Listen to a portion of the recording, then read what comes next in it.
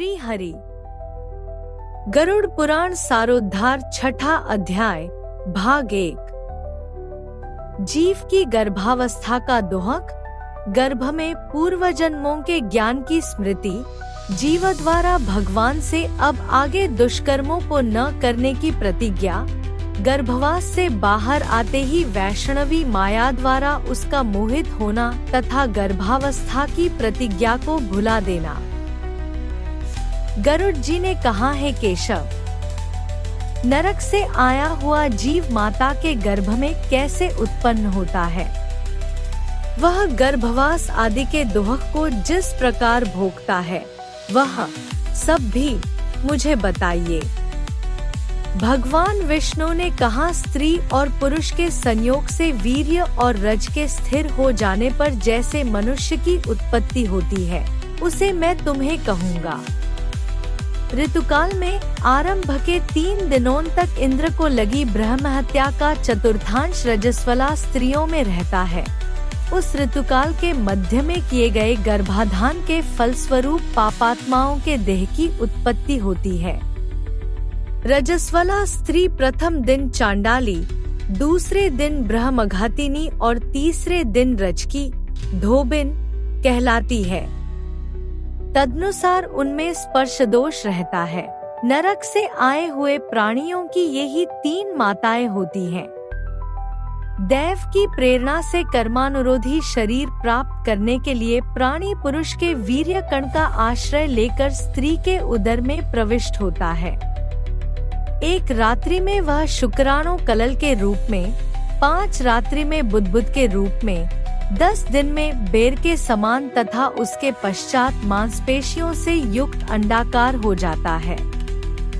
स्त्रियों ने यह वर पाकर कि वे सर्वदा पुरुष का सहवास कर सकें, ब्रह्महत्या का तीसरा चतुर्थांश स्वीकार किया। उनकी ब्रह्महत्या प्रत्येक महीने में रज के रूप में दिखाई पड़ती है। 1 मास में सिर, 2 मास में बाहु आदि शरीर के सभी अंग, तीसरे मास में नख, लोम, अस्थि, चर्म तथा लिंगबोधक छिद्र उत्पन्न होते हैं। चौथे मास में रस, रक्त, मांस, मेदा, अस्थि, मज्जा और शुक्र 7 धातुएं तथा 5वें मास में भूख प्यास पैदा होती है।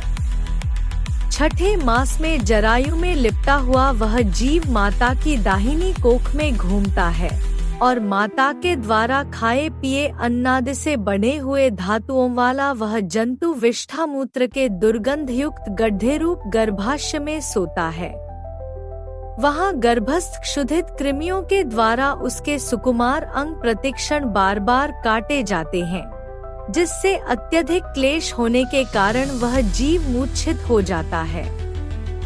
माता के द्वारा खाए हुए कड़वे, तीखे, गरम, नमकीन, रूखे तथा खट्टे पदार्थों के अति उद्वेजक संस्पर्श से उसे समूचे अंग में वेदना होती है और जरायु, झिल्ली से लिपटा हुआ वह जीव आंतों द्वारा बाहर से ढका रहता है।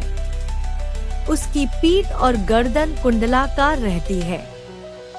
इस प्रकार अपने अंगों से चेष्टा करने में असमर्थ होकर वह जीव पिंजरे में स्थित पक्षी की भांति माता की कुक्षी में अपने सिर को दबाए हुए पड़ा रहता है।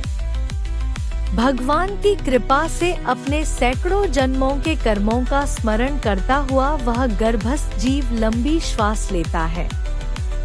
ऐसी स्थिति में भला उसे कौन सा सुख प्राप्त हो सकता है? मांस, मज्जा आदि 7 धातुओं के आवरण में आवृत वह ऋषिकल्प जीव भयभीत होकर हाथ जोड़कर विकल वाणी से उन भगवान की स्तुति करता है जिन्होंने उसको माता के उदर में डाला है।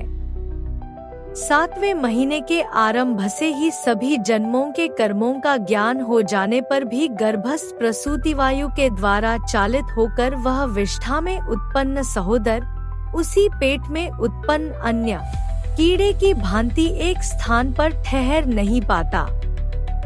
जीव कहता है, मैं लक्ष्मी के पति, जगत के आधार, अशुभ का नाश करने वाले तथा शरण में आए हुए जीवों के प्रति वात्सल्य रखने वाले भगवान विष्णु की शरण में जाता हूँ।